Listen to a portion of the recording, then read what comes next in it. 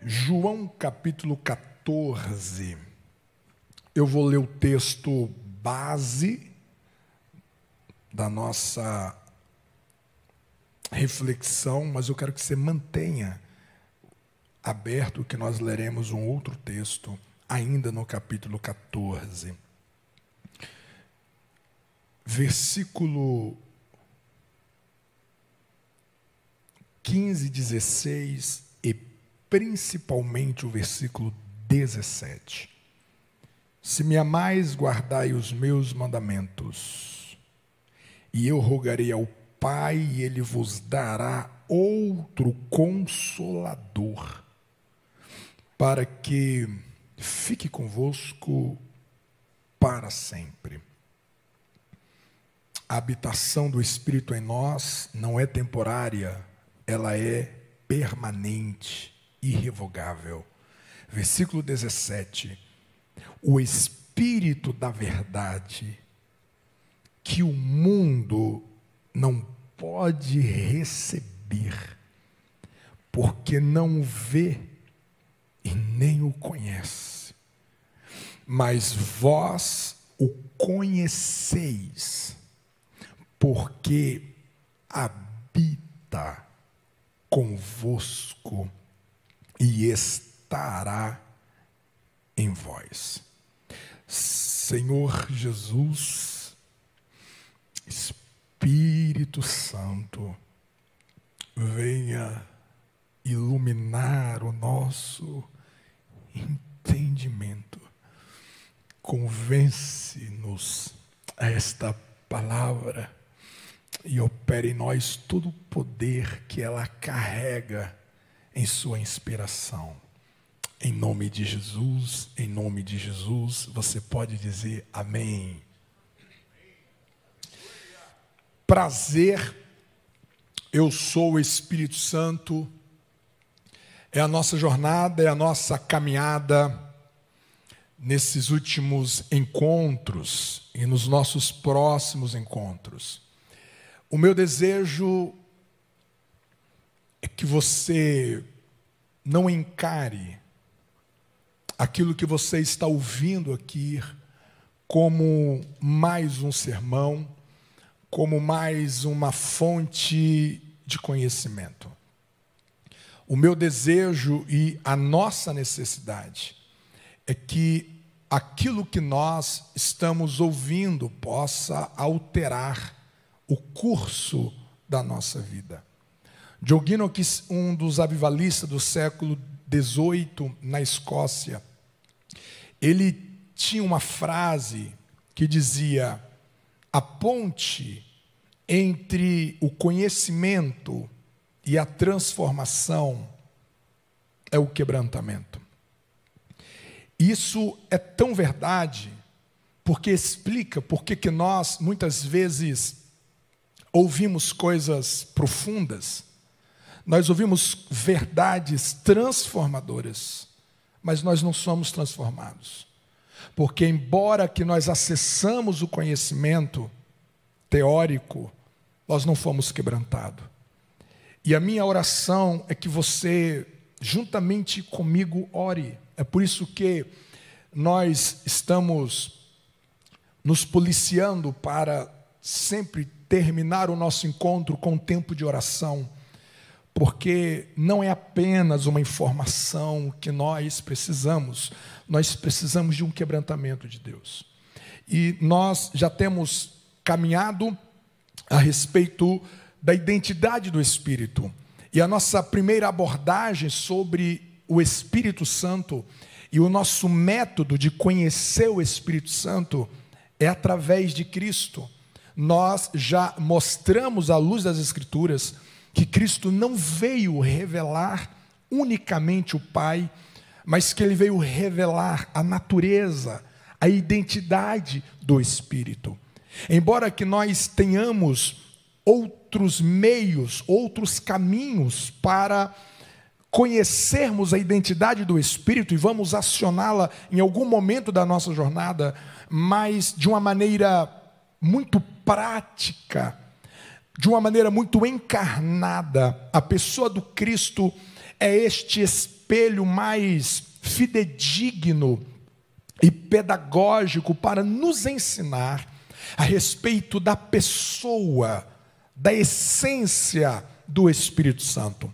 E nós iniciamos falando que a maneira pela qual o Espírito gerou a vida no Verbo, encarnando o Verbo, a maneira como o Espírito Santo vai gerar Jesus no ventre de Maria, um cenário dentro de uma complexidade do impossível, do improvável, do ilógico. O Espírito Santo acessa essa realidade e traz vida da semente da mulher sem nenhuma coparticipação do homem. Isso mostra a característica vital do Espírito, aquele que tem na sua identidade a vida. Eu sou o doador da vida. E quando você vai relendo as Escrituras a partir das lentes do Espírito, você percebe as intervenções do Espírito na criação, gerando vida. Tudo o que existe na criação só existe porque o Espírito de vida está lá.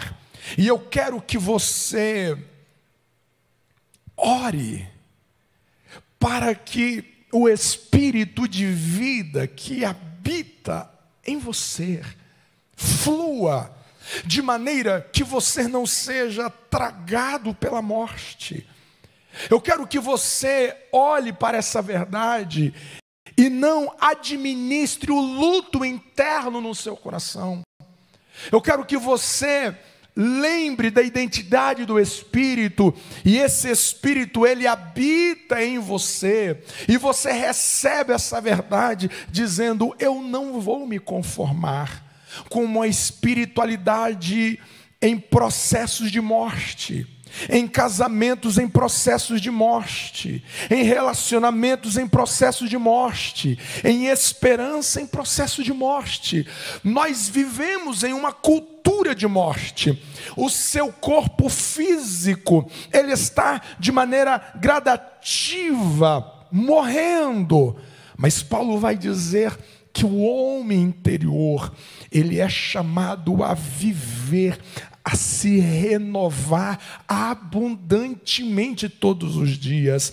Você deve lembrar de todas as vezes em que a morte vier tragar você, nas suas emoções, na sua espiritualidade, habita em você um Deus, que Ele é o doador da vida, o Espírito de vida, o Espírito Santo, e Ele está ali para trazer vida ao vale de ossos secos. Ele está ali para você orar e clamar: assopra sobre mim, Espírito de vida, eu quero viver a vida, e uma vida em abundância. Você pode dizer amém?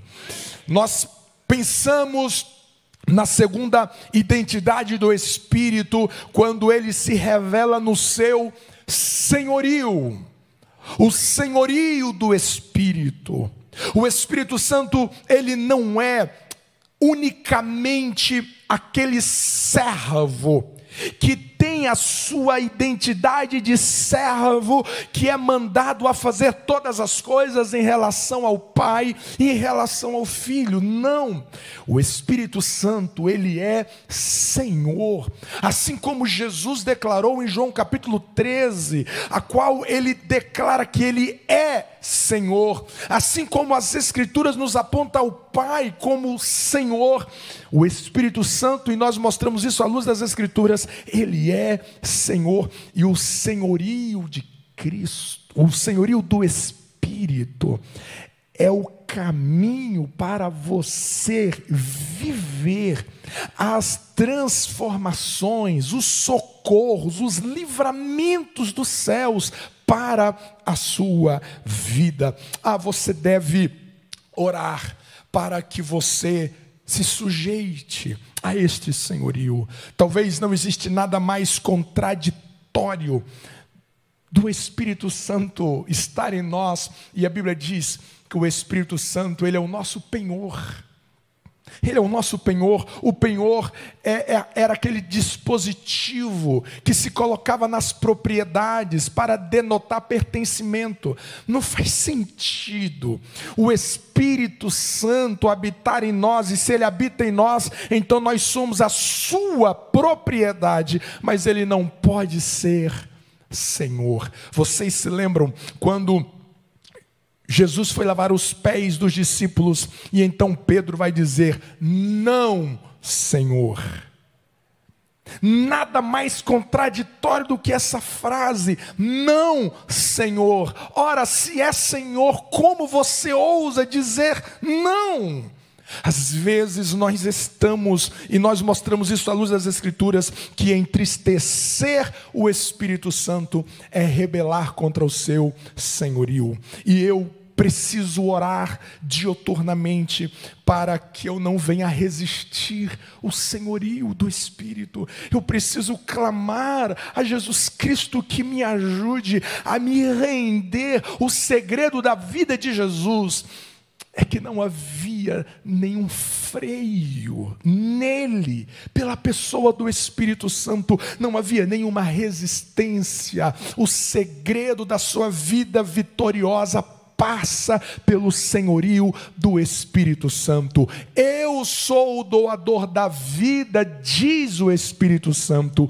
Eu sou Senhor, assim diz o Espírito de Deus. Vocês estão comigo até aqui? Diga amém. Para hoje, de uma maneira introdutória, fatiei essa reflexão para concluir ela na semana que vem. Hoje vai ser apenas uma introdução, porque fala de uma identidade mais emblemática do Espírito de Deus: a sua santidade. Eu sou santo. Eu sou o Espírito Santo. E nós falaremos hoje sobre a santidade do Espírito. De uma maneira introdutória, eu quero convidá-lo a pensar comigo sobre algumas verdades que a minha intenção é fazer que, quando nós orarmos daqui a poucos minutos, você clame a respeito disso. O Duncan Campbell, ele foi um pregador, um pastor, que foi usado por Deus em 1949 para levar um grande avivamento nas Ilhas Hébridas. O Campbell, ele está ao lado dessas duas senhoras que, segundo a biografia do avivamento das Ilhas Hébridas, elas foram as responsáveis por Deus responder em avivamento as orações dessas duas senhoras. Há anos elas entenderam que as igrejas das Ilhas Hébridas estavam vivendo uma mornidão, uma apostasia, um esfriamento espiritual, e essas duas senhoras decidiram a orar incansavelmente para que o Espírito Santo visitasse em avivamento a igreja das Ilhas Hébridas. Em 1949, Deus vai assoprar um vento de avivamento naquela ilha que tinha 12 mil pessoas aproximadamente.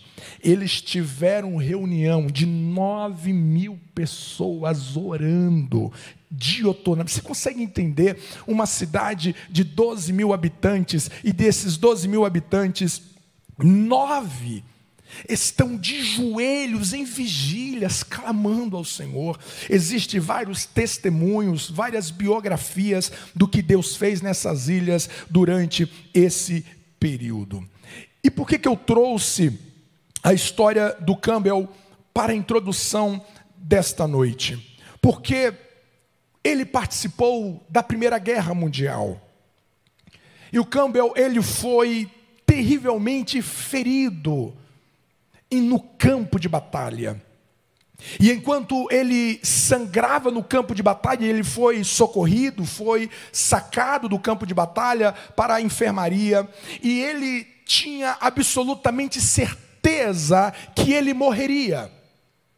Enquanto ele estava na agonia da morte, ele vai fazer uma oração. E a oração de Campbell é a seguinte: Senhor, torna-me tão santo quanto um pecador salvo pode ser. E ele conta que quando ele fez esta oração, que na verdade está entre aspas, porque esta oração ela foi feita por Robert Murray McNay, um dos grandes avivalistas da Escócia no século XIX.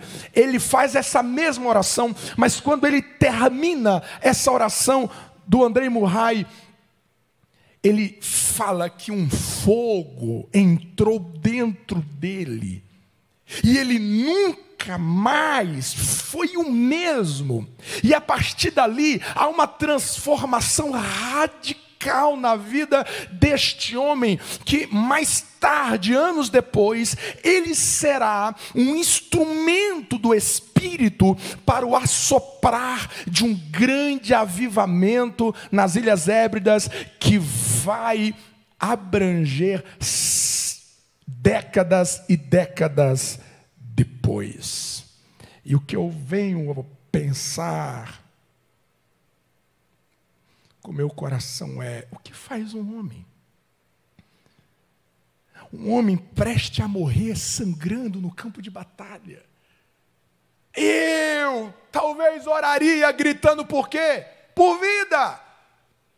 Não me deixe morrer, Senhor. Não me deixe morrer. Eu quero viver. Eu tenho família, eu tenho os filhos, eu ainda sou novo. Deixa-me viver. Mas este homem, no leito de morte, quase morrendo, este homem faz um pedido que os céus atendeu. Os céus respondeu, Deus correspondeu imediatamente. É como aquela oração que Salomão vai fazer, aquela oração cirúrgica. O próprio Deus vai elogiar a oração de Salomão, aquela oração cirúrgica.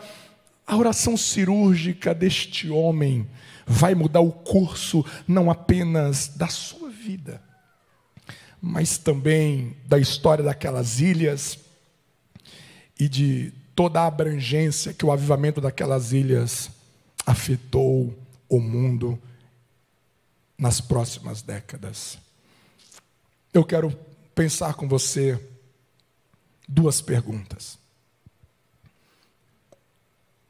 Quando nós somos perguntados sobre a nossa maior necessidade, qual é a possibilidade de você responder: santidade? Se alguém olha para você e diz assim: eu quero orar por você, faça-me um pedido da sua maior necessidade, qual é a possibilidade de você discernir que a sua maior necessidade hoje é de santidade?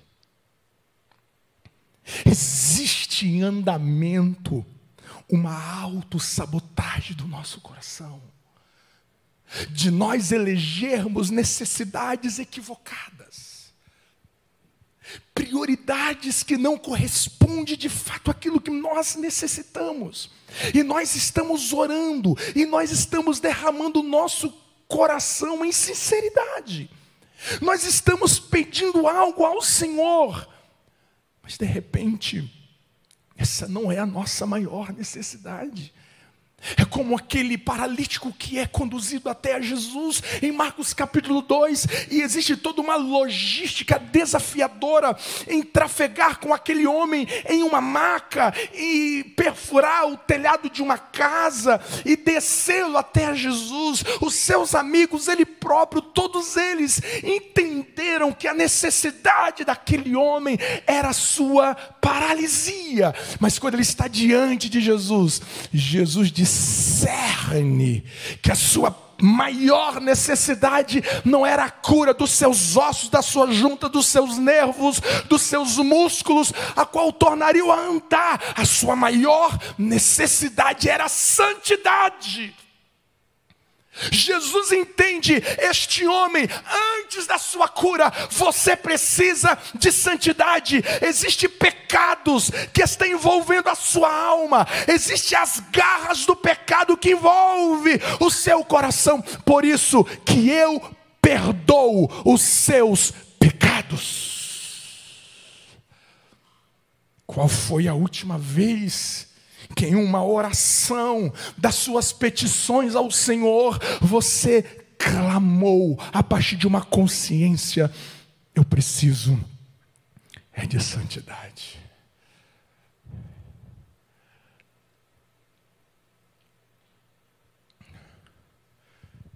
O que mais te impressiona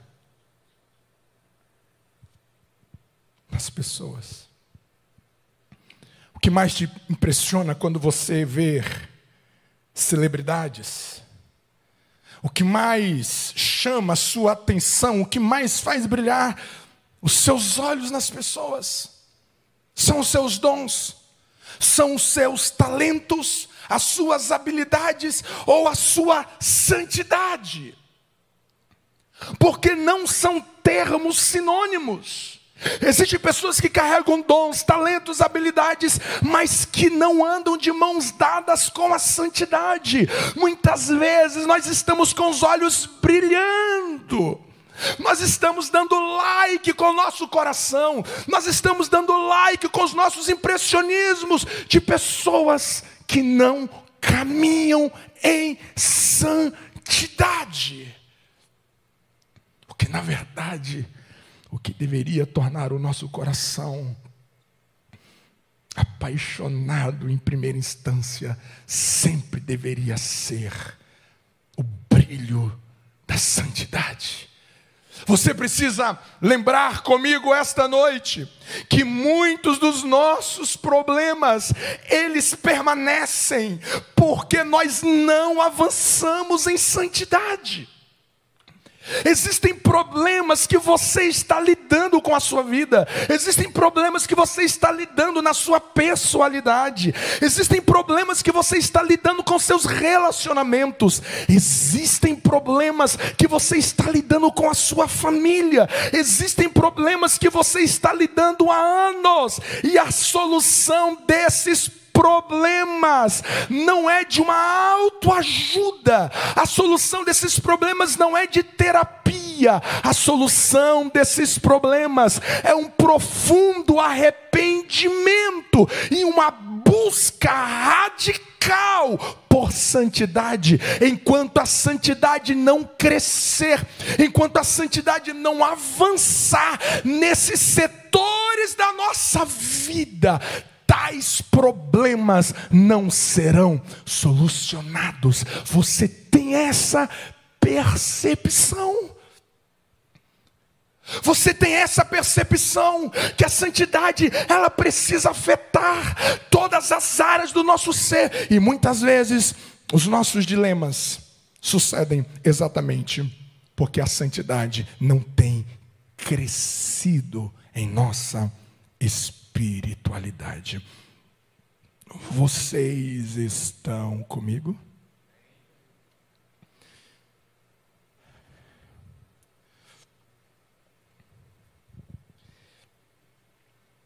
Nós aprendemos sobre a santidade do Espírito olhando para o Cristo. Cristo é o autorretrato da identidade do Espírito Santo. E é por essa razão que nós encontramos um Cristo que não pecou.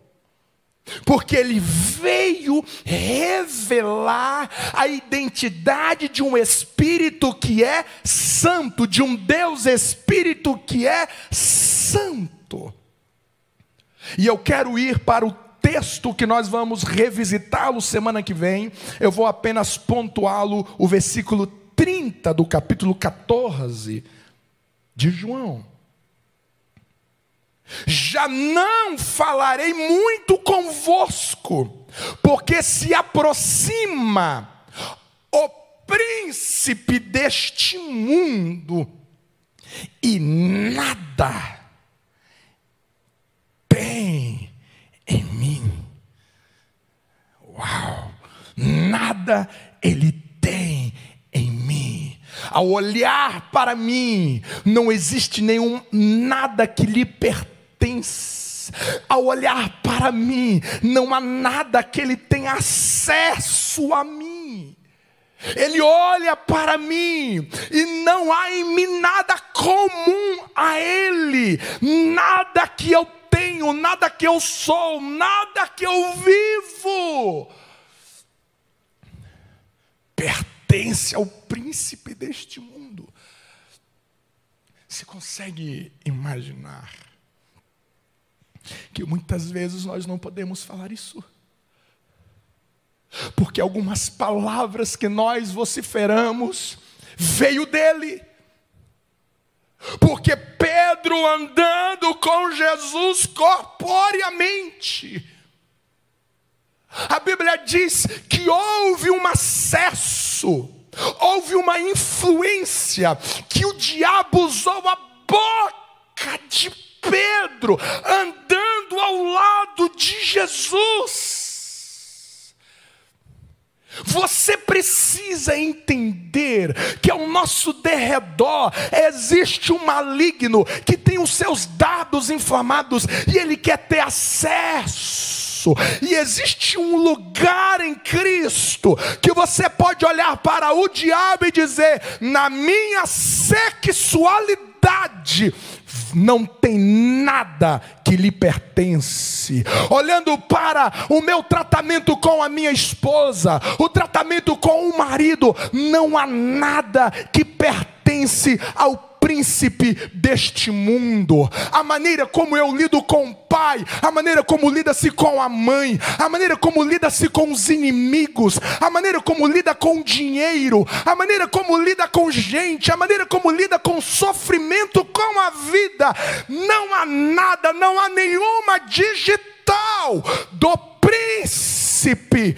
deste mundo. É olhando para a santidade do Espírito em Cristo que nós temos muito que aprender. E a grande pergunta então é: por que Jesus não pecou? Dentro da teologia você tem algumas respostas. Eu não vou trazer as correntes complexas. Eu vou apenas trazer a resposta mais bíblica, na interpretação mais ortodoxa da teologia. Jesus não pecou, não porque a sua natureza divina dava grande poder à sua natureza humana, impedindo-o de pecar.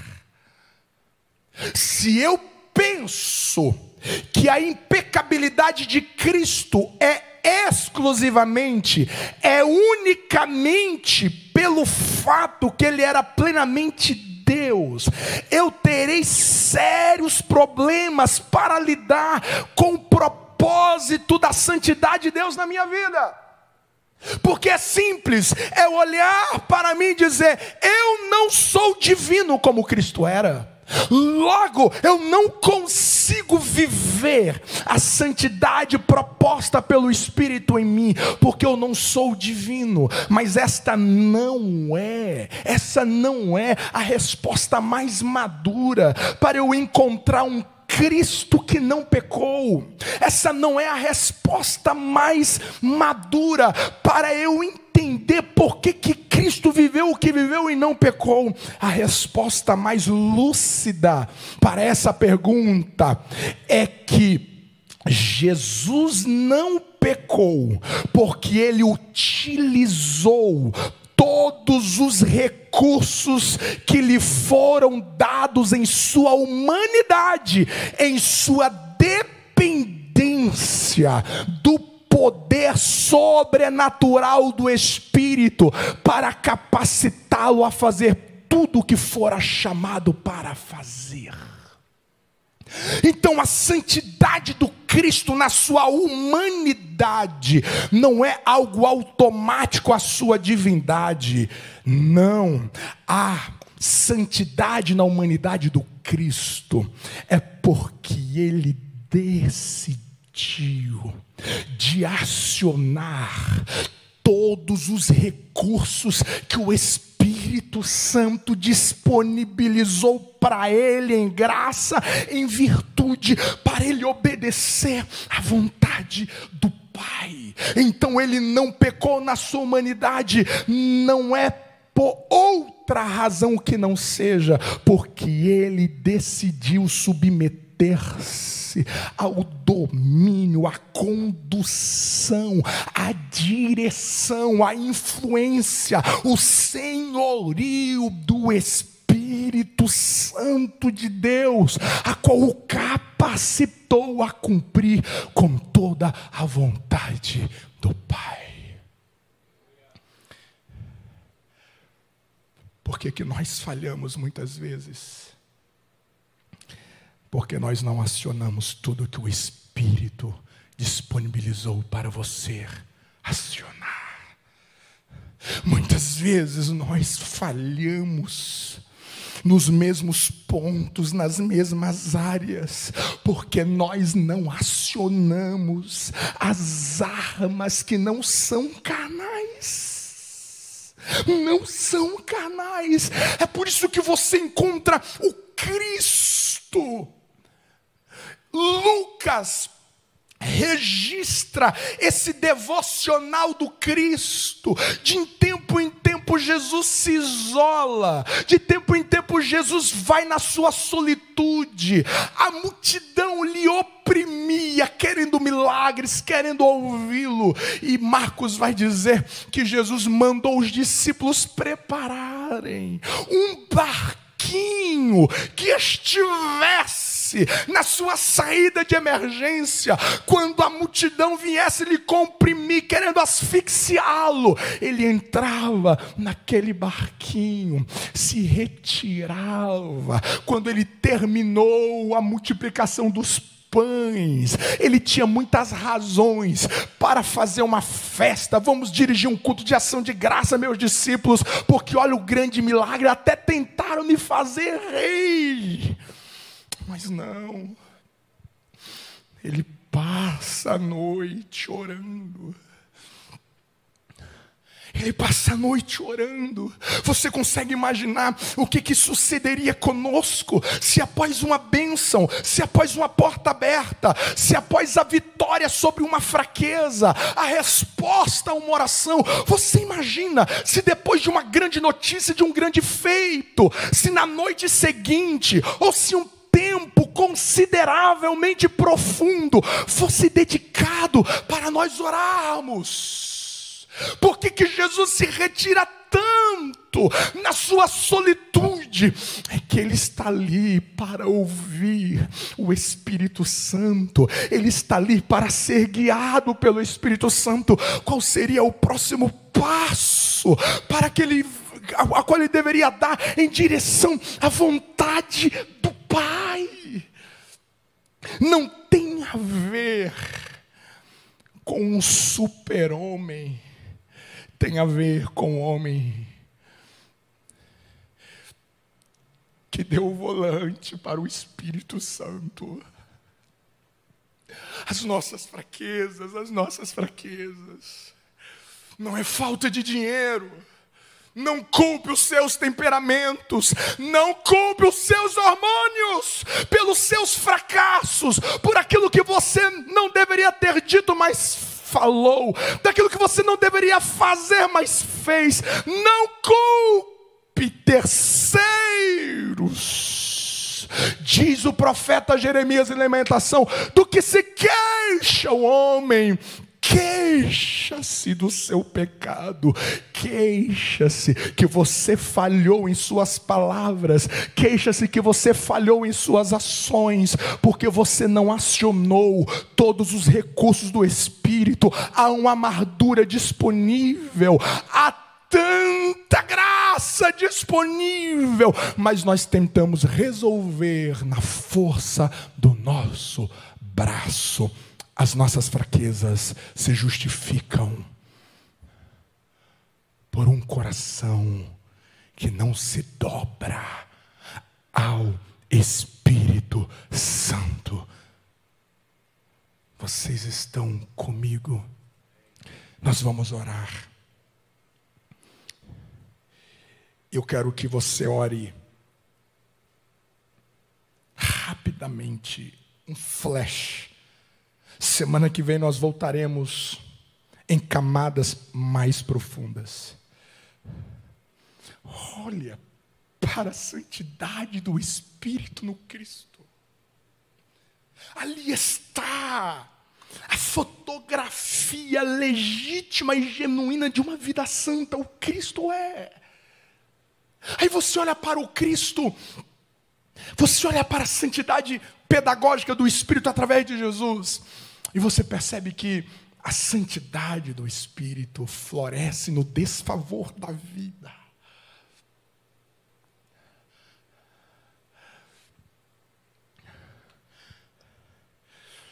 O primeiro pecado aconteceu dentro de um paraíso. Vamos retroceder um pouco mais? O primeiro pecado na criação aconteceu num ambiente celestial.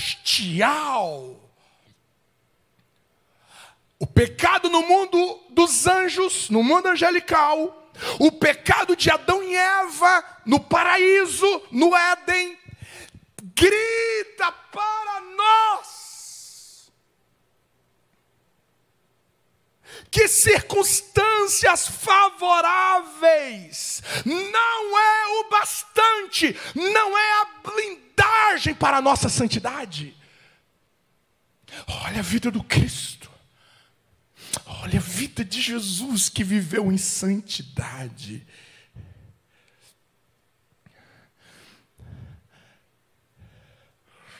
Josemar Bessa vai dizer: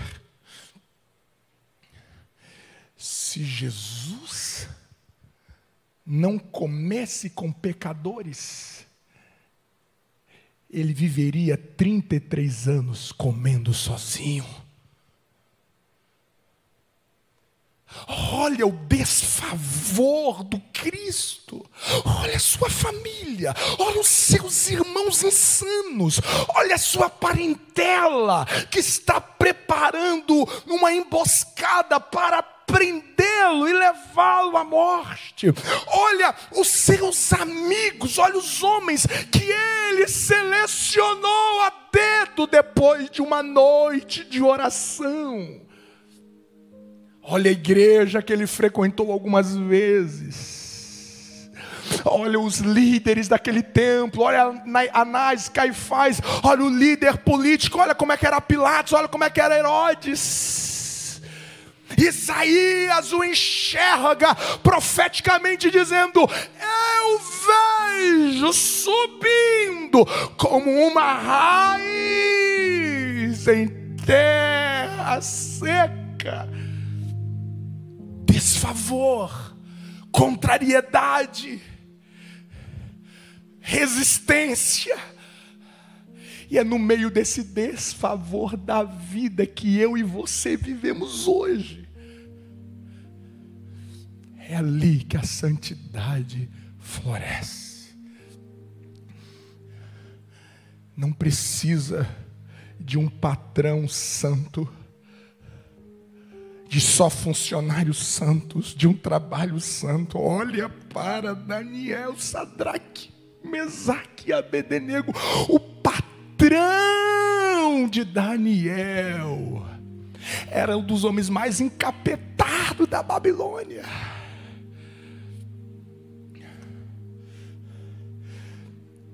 Mas a santidade pedagógica do Espírito vem dizer: é no desfavor da vida que o que eu tenho na sua vida florescerá, no seu caráter, na sua essência de vida, no seu tratar, no seu mover. O que aconteceu com a nossa lucidez? Que nós exigimos circunstâncias cada vez melhores para que possamos reagir com benevolência, com generosidade, com compromisso, com aliança. O que aconteceu com a nossa sanidade? Enquanto nós olhamos para a santidade do Espírito no Cristo, e o Espírito está dizendo: olha para o Cristo, e você verá que você pode estar pisando em terras desfavoráveis, você pode estar convivendo com ambientes desfavoráveis, mas a minha pureza, a minha graça, a minha virtude floresce nos seus lábios, floresce nas suas motivações, floresce nos seus olhares. Bendito seja que o Espírito nos convence disso esta noite, porque nós estamos sabotando a nossa espiritualidade com álibis injustificáveis diante daquele que nós iremos prestar contas daqui mais um pouco. Floresça na sua santidade nos desfavores da vida. Bendito seja o nome do Senhor. A pedagogia da santidade do Espírito não é uma santidade que acontece no templo, na sinagoga. Os eremitas, os monastérios, os monges vieram para tentar nos convencer que é impossível você viver uma santidade no fluir da vida. Você precisa se retirar, você precisa se isolar dos centros urbanos, das realidades do dia a dia. Aí vem o Cristo, como carpinteiro. Olha lá a santidade do Espírito. Como filho, olha lá a santidade do Espírito. Caminhando na vida, caminhando no dia a dia, lá estava o Cristo, vivendo a sua santidade. Muitos filhos se desviaram, porque viram pais levantando as mãos no momento da nossa adoração, viram os pais pregando, viram a mãe servindo, mas chegando dentro de casa, conflitos insolúveis, feridas, xingamentos, uma discrepância gritante, uma distância abismal entre o ambiente eclesiástico e o ambiente doméstico.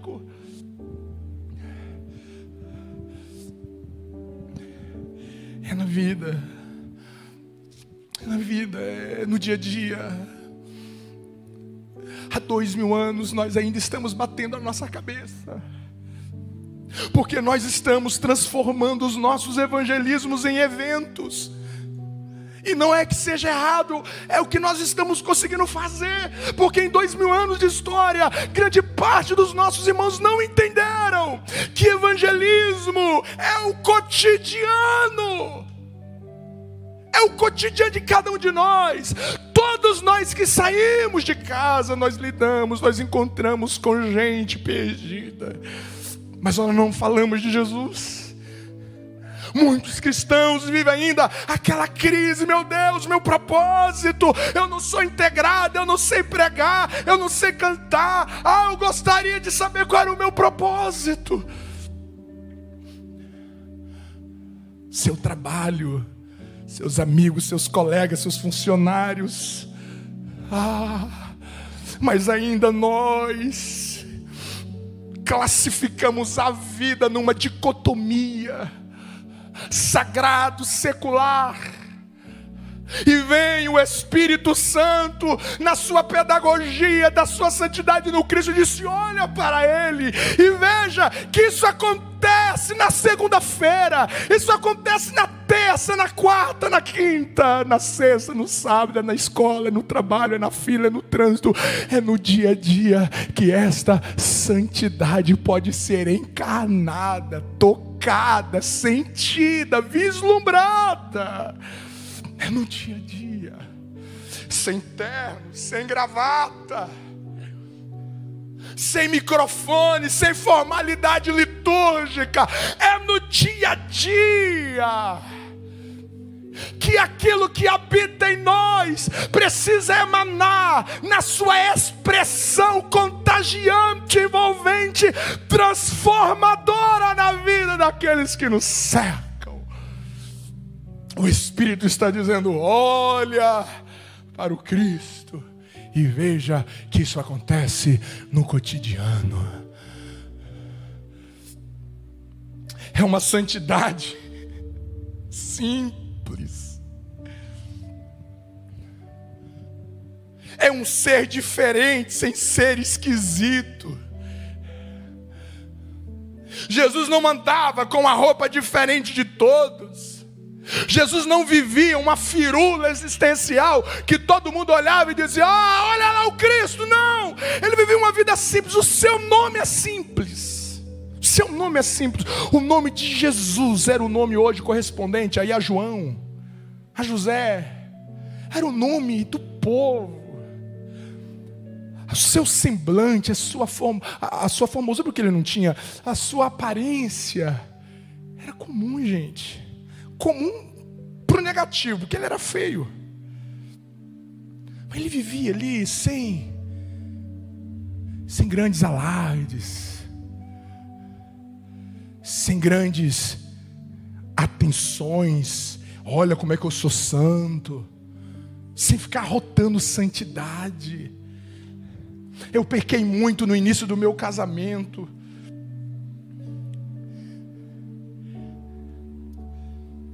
Quando e esse é um grande perigo de quem ora, a gente precisa tanto de Deus, que até quando nós realizamos as disciplinas espirituais, é uma linha muito tênue de nos tornar religiosos e tóxicos. Eu me lembro que no início do meu casamento, eu ia orar, e muitas vezes eu usava o meu período de oração, pós o meu período de oração, para repreender a minha esposa, dizendo: você não ora, eu não vejo você orar. É como se eu olhasse para ela de cima para baixo. Existem pessoas que querem ser santa apontando o dedo. Existem pessoas que querem ser santa mostrando defeitos, imperfeições dos outros. Olha o Cristo. Olha o Cristo. A santidade encarnada. Diante de uma mulher adúltera, flagrada no ato de adultério, ele não carrega pedra nas suas mãos. Você nunca vai ver um verdadeiro santo homem de Deus, uma verdadeira santa mulher de Deus com pedra nas mãos. Quem anda com pedra nas mãos são religiosos. Ele não a condena. Mas olha Jesus diante da mulher samaritana, gente. Ele tinha todo o álibi. Ele tinha todos os predicativos de apontar o dedo para ela e dizer: o Espírito que em mim habita, revela, eu te revelo, meu Pai. Ele podia, todo mundo podia revelar ele ali, agora ele é Deus.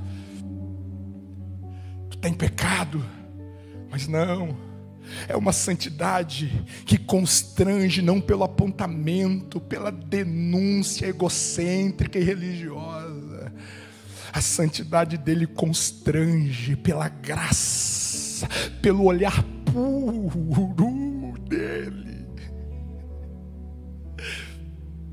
Ele não aponta para aquela mulher, ela vai confessando, ela confessa: eu estou em adultério, eu já tive 6 homens, eu estou em pecado. É uma santidade que acontece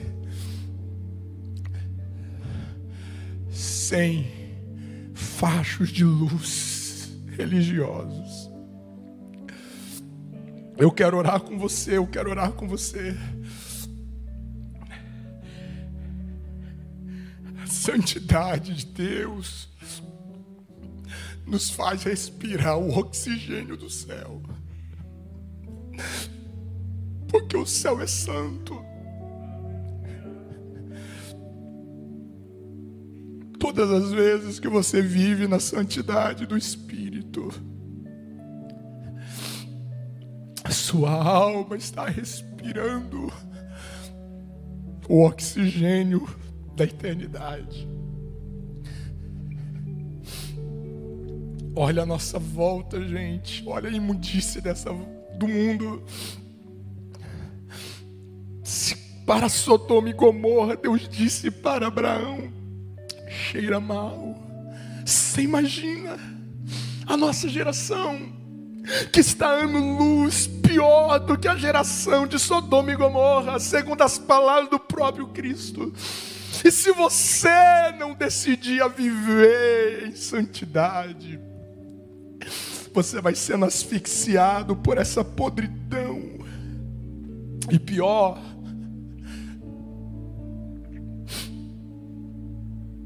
a gente acostuma. Existe um fenômeno em nós da psicoadaptação. Você acostuma. Se acostuma com o mau cheiro. Se você ficar exposto a um mau cheiro de uma maneira contínua, o seu olfato vai se adaptando e de repente você não percebe mais. Eu congreguei com um pastor, um veterano, pioneiro das Assembleias de Deus, José da Anunciação. Ele teve um arrebatamento de espírito. E ele conversou com a irmã Ivone dizendo: Deus me disse que Ele vai me arrebatar. Você vai achar que eu vou estar morto, mas não estarei. Os médicos vão querer me dar um laudo de morte, mas não deixe. E aconteceu exatamente assim. Ele foi arrebatado 3 dias arrebatado. Os médicos vieram, o SAMU veio: não, ele está morto. E a irmã Ivone disse: não, ele não está morto. Virou uma briga. Resumindo, passou o dia da anunciação, ele volta. E ele me contou que quando ele voltou do arrebatamento, ele começou a sentir um odor.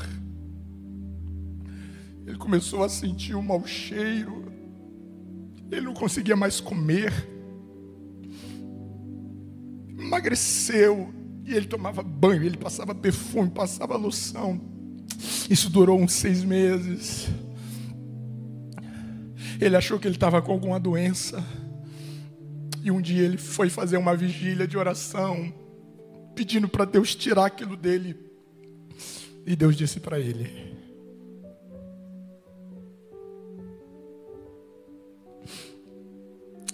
esse é um fragmento, é uma gota no oceano, é um grão de areia do que eu sinto da imundície do mundo todos os dias.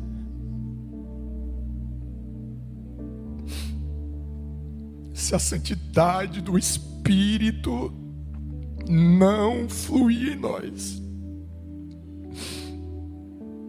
nós vamos nos conformando com odores terríveis da nossa vida, do nosso ser, dos nossos pensamentos. A gente vai achando que alguns estilos de vida, de postura, de hábitos, de palavras, de interpretações estão corretas. E o céu está dizendo: vem cá, respira o meu oxigênio. Você verá que você está flertando com a imundícia aos seus narizes. A santidade te eleva para você respirar aquilo que o teu Deus respira no seu próprio ser. A gente precisa clamar por esse oxigênio da nossa alma. A gente precisa clamar por esse oxigênio para nossa casa. Senão nós vamos ficar expostos à carnice, a podridões. Isso não vai nos incomodar mais, porque a santidade em nós está asfixiada. Aí Paulo está gritando: não apagueis, não limita o Espírito. Não limita o Espírito. Imagina Jesus vivendo os desfavores da vida, Jesus vivendo, convivendo com a traição, com o coração maligno de Judas, a oscilação de Pedro, as dúvidas de Tomé, as posturas coléricas dos irmãos Bonerges, João e Tiago. Ele está convivendo com essas pessoas, com a malignidade dos escribas, dos fariseus. E a gente pergunta e diz: como que este homem trafegou, amanheceu, dormiu com essas pessoas durante todos esses anos? É porque ele não respirava o oxigênio que esses pecadores respiravam todos os dias. Os seus pulmões respiravam o oxigênio da santidade, o oxigênio dos céus. É este lugar que a gente precisa clamar ao Espírito Santo: eu quero viver isso. Tu habitas em mim para isso. É este o lugar, é este o lugar, é este o lugar. Eu quero que a gente ore sobre isso. Eu quero que você reúna as suas forças, traga isso ao altar.